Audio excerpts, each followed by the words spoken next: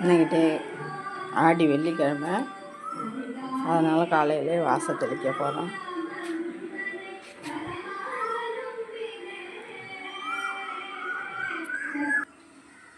கோலம் போட்டாச்சு. அடிப்படி ரொட்டேஷன் ஆரம்பமாகிடுச்சு. விளக்கு பொருத்தியாச்சு. பூஜை ஆரம்பிக்க போகிறோம். ஆடி வெள்ளிக்கிழமை குபேரலட்சுமி பூஜை. சாமிக்கெல்லாம் பூ போட்டுருவோம்.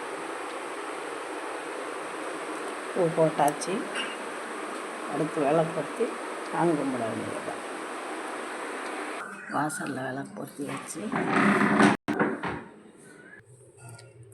எல்லாம் ரெடி ஆகிடுச்சு. சாமி கும்பிட வேண்டியது தான்.